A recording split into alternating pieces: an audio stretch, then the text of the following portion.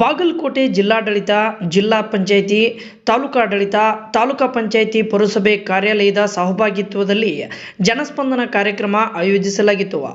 ಜಮಖಂಡಿ ನಗರದ ತಾಲೂಕು ಆಡಳಿತ ಭವನದಲ್ಲಿ ನಡೆದ ಸಭೆಯಲ್ಲಿ ಜಮಖಂಡಿ ನಗರದ ಸಾರ್ವಜನಿಕರ ಕುಂದುಕೊರತೆ ಆಲಿಸಲಾಯಿತು.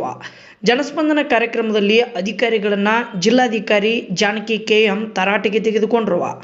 ಎಲ್ಲ ಬಂದಿರುವ ಅರ್ಜಿಗಳನ್ನು ವೈಯಕ್ತಿಕವಾಗಿ ಪರಿಗಣಿಸಿ ಯಾವುದೇ ಕೇಸ್ ವರ್ಕರ್ಗೆ ಕೊಡಲಾರದೆ ತಾವೇ ಪರಿಶೀಲನೆ ಮಾಡಿ ಸಕಾರಾತ್ಮಕವಾಗಿ ಉತ್ತರವನ್ನು ಕೊಡಬೇಕು. ಉತ್ತರ ಕೊಡದೇ ಇದ್ದರೆ ಮುಂದಿನ ದಿನಗಳಲ್ಲಿ ಶಿಸ್ತಿನ ಕ್ರಮ ಕೈಗೊಳ್ಳಲಾಗುವುದು ಎಂದು ವಿವಿಧ ಇಲಾಖೆ ಅಧಿಕಾರಿಗಳಿಗೆ ಜಿಲ್ಲಾಧಿಕಾರಿಗಳು ಖಡಕ್ ಎಚ್ಚರಿಕೆ ಕೊಟ್ಟರು. ವರದಿ ಭರತೇಶ್ ಪಾನಕ್ನವರ್, ಜಮಖಂಡಿ.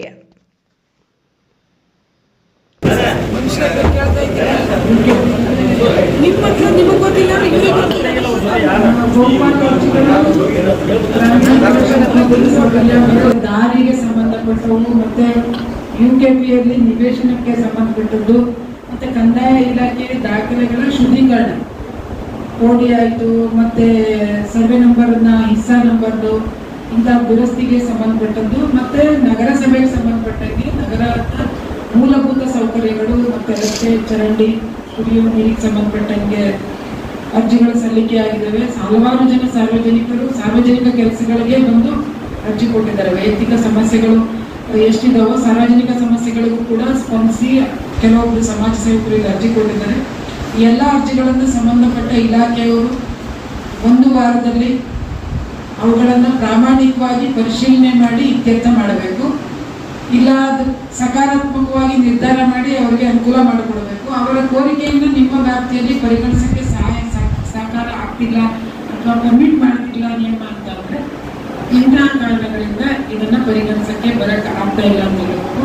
ಇಲ್ಲ ಜಿಲ್ಲಾ ಮಟ್ಟದಲ್ಲಿ ಏನಾದರೂ ಅಗತ್ಯ ಇದ್ರೆ ಅಥವಾ ರಾಜ್ಯ ಮಟ್ಟದ ಗಮನಕ್ಕೆ ತರುವಂತಹ ವಿಷಯಗಳಿದ್ರೆ ಅವುಗಳನ್ನ ಕೂಡಲೇ ನಿಮ್ಮ ಉನ್ನತ ಅಧಿಕಾರಿಗಳ ಮೂಲಕ ನಮಗೆ ಕಳಿಸಿದ್ರೆ ನಾವು ಅದನ್ನ ರಾಜ್ಯ ಮಟ್ಟಕ್ಕೂ ಕೂಡ ತಲುಪಿಸ್ತೀವಿ. ಇಲ್ಲಿ ಸಾಧ್ಯ ಆಗದೇ ಇರೋದಿದ್ರೆ ನನ್ನ ಪ್ರಕಾರ ಇಲ್ಲಿ ನೋಡದೆ ಯಾವ ಅರ್ಜಿಗಳು ರಾಜ್ಯ ಮಟ್ಟದ ಗಮನ ಸೆಳೆಯುವ ಅರ್ಜಿಗಳು ಇರ್ತಿಲ್ಲ. ಯುಕೆಪಿಗೆ ಸಂಬಂಧಪಟ್ಟಂಗೆ ನಾನು ಇಲಾಖೆ ಸ್ಪೆಷಲ್ ಡಿಸಿ ಅವ್ರ ಜೊತೆ ಮಾತಾಡಿದಾಗ ಅವರು ಹಲವಾರು ಕಾರ್ಯಗಳು ಮಾಡಿದೀವಿ ಅಂತ ಹೇಳ್ತಿದ್ದಾರೆ. ಆದ್ರೂ ಅದ್ರ ಮಾಹಿತಿ ಕೊರತೆಯಿಂದ ಅರ್ಜಿಗಳನ್ನ ಕೊಟ್ಟಿರ್ಬೋದು. ಅವ್ರಿಗೊಂದು ಕ್ಲಾರಿಟಿ ಕೊಡಬೇಕು, ಯಾಕೆ ಆಗುತ್ತೆ ಅಥವಾ ಯಾಕೆ ಆಗೋದಿಲ್ಲ ಅಂತ. ಮತ್ತು ಇದಕ್ಕೆ ಸಂಬಂಧಪಟ್ಟಂಗೆ ಮಾನ್ಯ ಉಸ್ತುವಾರಿ ಸಚಿವರ ನೇತೃತ್ವದಲ್ಲಿ 1ನೇ ತಾರೀಕು ಜಿಲ್ಲೆಯಲ್ಲಿ ಸಭೆ ನಡೀತಾ ಇದೆ.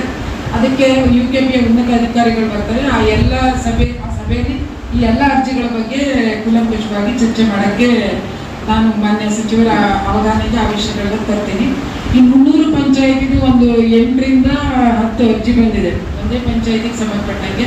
ಅದಕ್ಕೆ ಅವ್ರಿಗೆ 29ನೇ ತಾರೀಕು ಅಲ್ಲಿಗೆ ಹೋಗಿ ಸಭೆ ಮಾಡಿ ಮಾನ್ಯ ಸದಸ್ಯರು ಮತ್ತೆ ಅಧ್ಯಕ್ಷರು ಅಹವಾಲು ಏನಿತ್ತು ಅವುಗಳನ್ನು ನಿಯಮಾನುಸಾರ ಇತ್ಯರ್ಥ ಮಾಡಕ್ಕೆ ಹೇಳಿದ್ದೀನಿ.